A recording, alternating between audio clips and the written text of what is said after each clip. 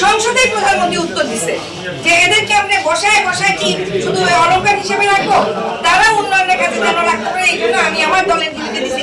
আপনারা আপনাদের দলের গুলিতে দেন। আপনার দলের যদি কাউকে একটা কথা আসলো, ইউনো মহোদয় ভয় পাবেন, ডিসি মহোদয় ভয় পাবেন, ভয় পাবেন, এই যে একটা কথা বলে বললাম, সবসময় কথা বলে। এটা কথা আমাদের সবার সামনে না বলাই উচিত। তারপরে কেমন করে ডিসি মহোদয়, ইউনো মহোদয় কিংবা সারা যে তারা কিভাবে ভুলটা তো ওখানেই হচ্ছে, এই জন্য কোশ্চেন ভুলটা তো ওনারাই করছে। তো ওনাকে 100বার করো, আমিও তো করছি, কিন্তু তুমি তো ওনাকে এইভাবে, ওনার জুরিডিকশন এটা, এইখানে তুমি বলতে পারো না আপনি ওনাকে ইয়া করবেন কারণ আপনার হাতে ওদের হাতে ইয়ে আছে। যদি তাই মনে করো তাহলে সেইভাবে সরকারি দলকে সম্মান দিতে হবে। সম্মান করতেছি তো, বললাম তো। দেখো না তুমি ওনাকে এই কথা কেন বললা? আমি পারবো না। কেন এটা তুমি ওনাকে বলবা? ভালো জায়গায় আপনি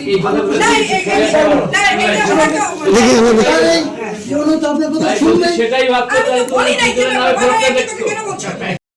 দেখেন আপনি উনি আমাদেরটা দিতে কিছু 486টা উপজেলায় তো অফিস হচ্ছে, হয়ে গেছে।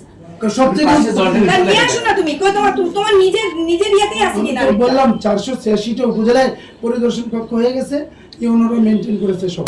তো সেইখানে দেখেন, সেইখানে যদি 2 জনের নাম থাকে আমার কি আপত্তি?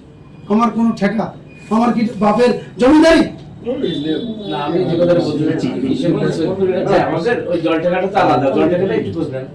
আমি জল টাকার কথা বলি না, আমি বলছি 486টার মধ্যে পড়ে না। জল টাকার কথা বাদ দাও, এইটার সমাধান একটাই, এটা বোধ দিয়ে এমপি আছে, আমাদের সম্মানিত এমপি হয়, এরাই পার্লামেন্টে যাবে, এরাই ল মেকার, এরা ফাইনাল করবে।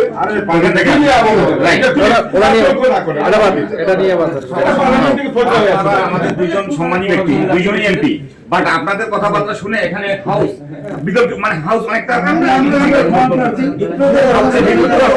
হাউসকে বিট করতে পারি না, এটা আমরা আশা করতে পারি না। এখানে ইউনো মহোদয় আছেন, ডিসিসি নিয়ে কথা হচ্ছে, এটা ঠিক না। বললো যে এটা আমার মনে হয় একটা নির্দেশনা একটা হওয়া উচিত। শেষ করবে আমার গেছে বিরোধী দলের সব ওনাদের নিয়ে আমরা তো এটা আশা করতে পারি না। দলের সব এমপি আমরা বারবার কথা বলছি যে 50 জন মহিলা এমপি তাদের ভৌগোলিক সীমারেখা সার্কুলার করে দেওয়া, সার্কুলেটেড হোক, গেজেটেড হোক, কিন্তু সরকার এখন এটা সিদ্ধান্তই নেয়নি। হয়তো বা নিবে। আমি আমি তো বলছি একটা বক্তব্য শুনলাম, শুনেন, এইখানে সরকারি এবং বিরোধী দলীয় যারা সব এলাকায় সমান পাবে।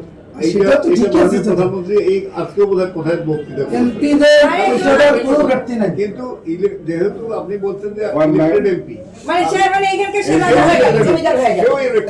আমি তো বলছি আপনাদের মানে এই যে একটা অ্যাটিটিউড যে আমি এখানকার ইলেক্টেড এমপি, মানে আমি এখানকার রাজা বাদশা হয়ে গেলাম, জমিদার হয়ে গেলাম। What is this? What is this?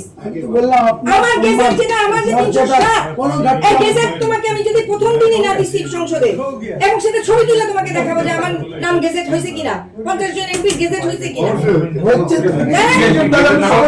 আপনি দিতে পারবেন না, আপনি দিতে পারবেন না, গেজেট না হলে আপনি